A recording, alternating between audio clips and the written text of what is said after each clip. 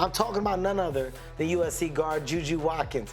JuJu, welcome to NBA Unplugged. JuJu Watkins. You are here with Harry and Spank. That's right. We cannot wait to talk Watkins. basketball with you. What's going on with you? Thank you guys for having me.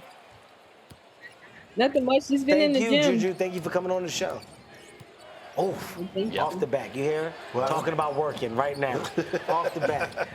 JuJu, I think I want to start it off by saying, right now you're seeing the Celtics play great basketball. We've been witnessing Dallas play great basketball. We got two teams that are on the verge of getting sweeps done. Do you have a pick right now for the NBA Finals? I'm going to go with the Mavericks. I feel like they're going to take it all this year. So. I'm a big Kyrie. Mavericks. I like your choice. Yeah. I like the choice.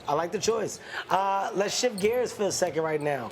I'm loving the conversation attached to women's basketball. The progression over the past year to 2 years has been phenomenal. And I know, not only women playing the sport, but fans on the outside are definitely seeing it being uplifted. How do you feel about the conversation and just the business overall that's attached to women's basketball? Do you personally see and feel it? Does it make you more excited?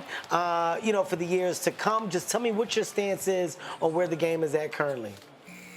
Yeah, it's definitely so exciting. I mean, just to see the crowds we're getting, the support, the media attention. I mean, it just inspires me to keep working harder, and the attention is very well deserved. I mean, so many great players in the W and in college right now on the women's side, and we're all just killing it, honestly. So I'm excited to see how well my peers and I do. Well, you should be excited. I mean, look, you're a freshman, and your freshman year was unbelievable. A phenomenal run you had. Going really, really deep into the March Madness of it all. You're talking about coming back. You're talking about having different goals. Like, what do you want from college basketball? Tell me what you and your team discussed after taking a tough loss, after getting to that Elite Eight, space. Like right now, was that a make or break time for you guys? Did it make you guys want more and want to do more? And as a leader for that team, how did you set the tone and get everybody to have the right perspective coming into the next season?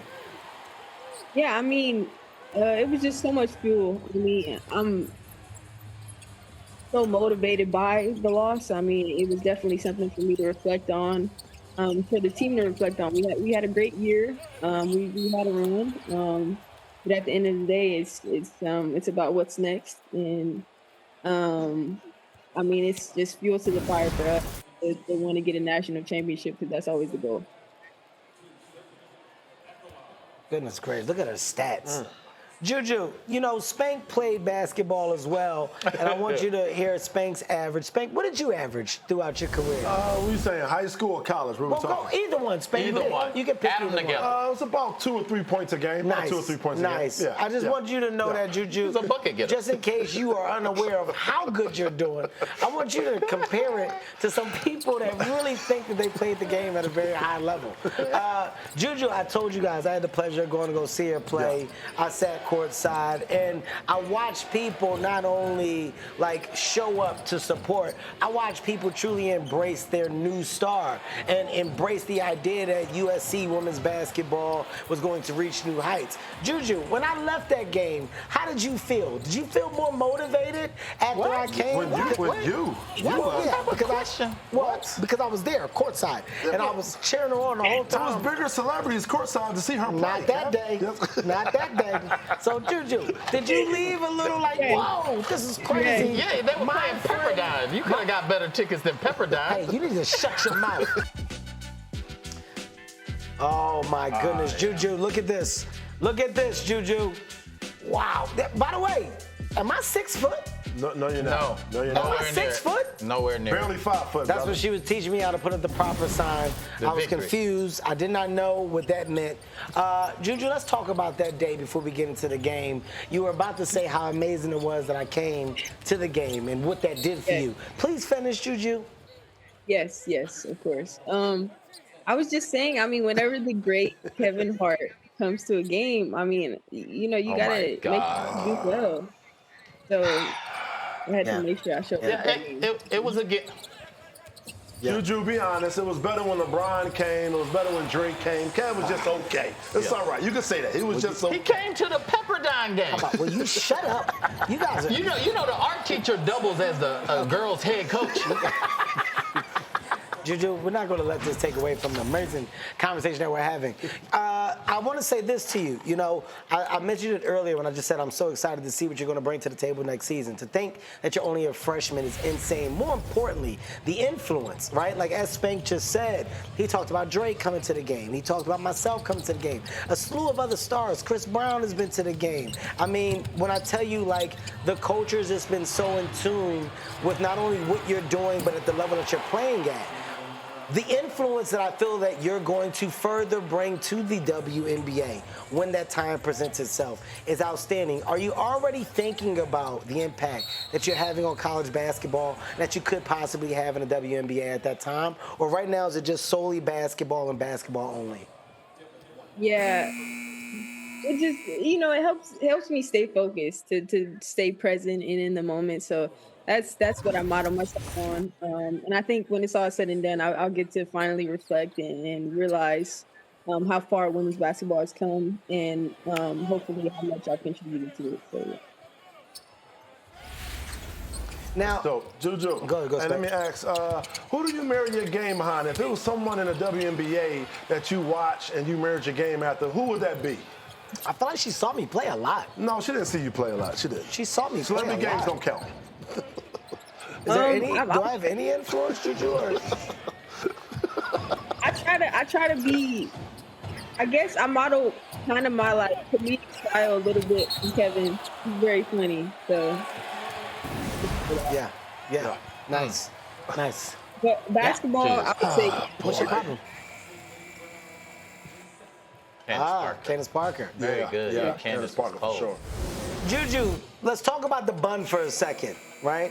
I mean, it's a hairstyle that you just chose to play the game of basketball in, but the hairstyle got some fame. It started to get some notoriety and they attached it to you, to the point where commercials and things started to happen, and it was the punchline for commercials. I mean, at this point, as I mentioned earlier, we're talking about influence. We're talking about things that you're bringing to the game, but that people are holding on to. Everything becomes a style. Everything becomes a takeaway. What is your feelings attached to the conversation, attached to the Juju bun? I mean, I love it. I've been wearing the bun since like 7th grade. So I mean, to see little girls wearing it at the game, it means everything. But yeah, I'm very superstitious about my hair, so I have to wear a bun at all times for each game. So it means a lot. It's very important for me.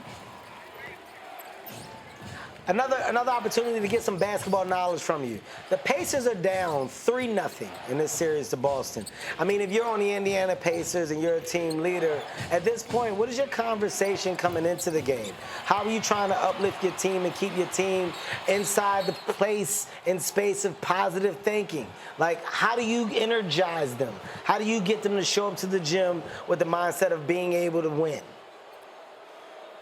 Yeah, I mean, I've always feel like you made it this far. You might as well go the furthest you can. And there's definitely so many ups and downs within the game, within one game. So as a leader, I guess I would just say, like, try to hype everybody up. I mean, it's definitely, it can be a little hard being down so many games, but it's all or nothing at this point. So I would just say lock in.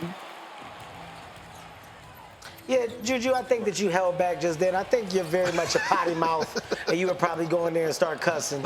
I think you would cuss them players out, and you would say, what are you doing? Do your Get off job. your ass and do your goddamn job. Okay, Juju, I know you because we're friends. So that's the only reason why I can say that. These guys don't know you. They're not your friends. And I want to thank you. I want to thank you for coming on and spending time with us here on NBA Unplugged. Juju, I'm so proud of you and all that you've accomplished, and it's scary to think about what you're going to do next. And I'm not just talking about college basketball. Let's go I'm for that talking about record. women's basketball. Break the record, Juju. It's scary to think about what you're going to do next. So please, stay focused. Keep it locked. Give T Mills a shout out. Tell him I love him. All right? Shout out to Mills. All right. Thank you guys Oh, wait, so much. real quick. Yes, sir. All right, Juju. Take it easy. Guys, who do you think wore the bun better? Was it Juju or was it Joel here? I'm going to go JuJu. I'm going to go Joel. I'm going to go JuJu. You know, you would say Joel. You would say And that's Joel. why I didn't ask you first, Harry. That's why I didn't ask you first.